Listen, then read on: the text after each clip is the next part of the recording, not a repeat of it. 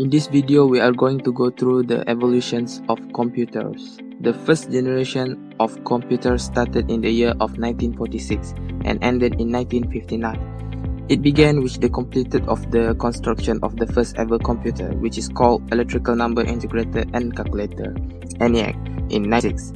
The first generation of computers' main traits is the use of vacuum tube as the basic components for memory units and for the central processing unit (CPU).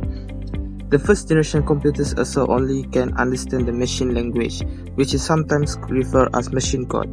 It is a collection of binary digits or bits consists of only two digits, which is 1 and 0, that computer reads and interprets. The weaknesses of computer in the first generation is it is expensive to be built since vacuum tube need a higher operating voltage, has higher power consumption, generates a lot of heat and has low efficiency compared to transistor. The first generation computer is also very huge in size. The ENIAC needs around 20,000 vacuum tubes to operate, while its two predecessors needed around 5,000 and 6,000 each, which means it is not portable and consumes a lot of space. The third main weakness is it only understands and support machine language. It cannot understand high-level language. Okay guys, next is second generation of computer. The time period for a second generation is between 1956 to 1963. The main thing that differentiates between first generation is the computer in second generation is using transistor instead of vacuum tubes. The transistor was invented at Bell's Lab in 1947 but did not widespread use in computer until the late 50s, which created second generation of computer. The first fully transistorized computer was the Harwell Cadet, which first operated in February 1955. For programming, second generation computer moved from cryptic binary machine language to symbolic or assembly language, which allow programmer to specify instructions in word. So, for the third generation,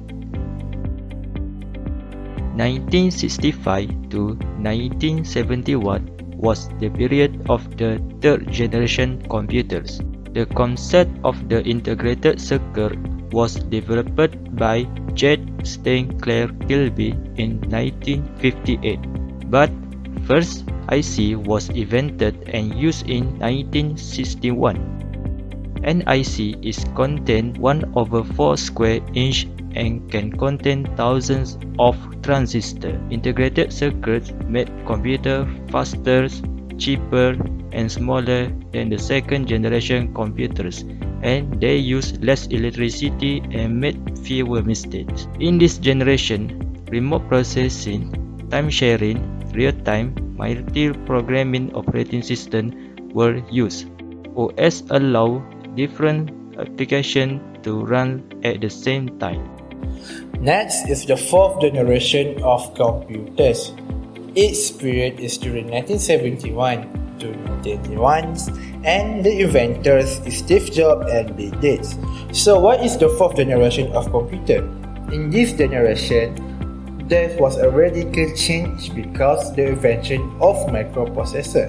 Microprocessor was fundamental for creating personal computer.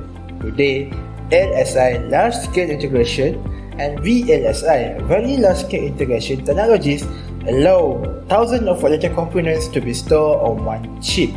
Using VLSI, a small computer have more function than first generation computer that occupy a full room. Basically, microprocessor and VLSI were the introduction of CPU, Central Processing Unit, and actually they are very complex and intricate integrated circuit.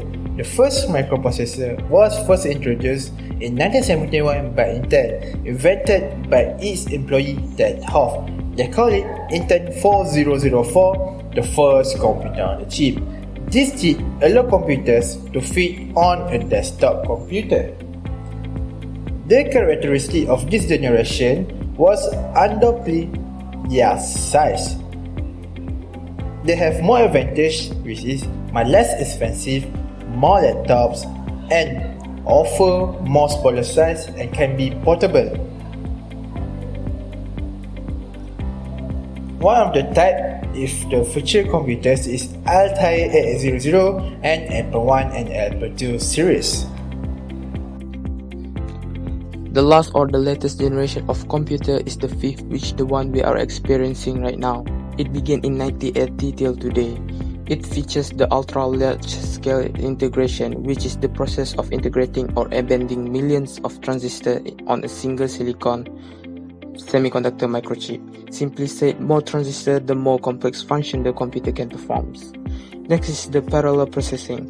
Parallel processing is the method in computing of running two or more processors CPU to handle separate parts of an overall task. This will help reduce the amount of time to run a program. The next revolution is the born of artificial intelligence, AI. AI is an emerging branch in computer science, which interprets the means and method of making computers think like human beings. In this later generation, computers are capable of understanding high-level language such as C, C++, and Java. In a nutshell, computers today can operate multitask in one time. Not just that, the task takes shorter time to run. Besides that, it can understand human language. We have seen many computers operate on just voice commands nowadays. Last but not least, the AI has allowed many new developments in computers. It can recognize humans' voices, fingerprints, face, and many more. So, how will computer going to evolve in the next generation?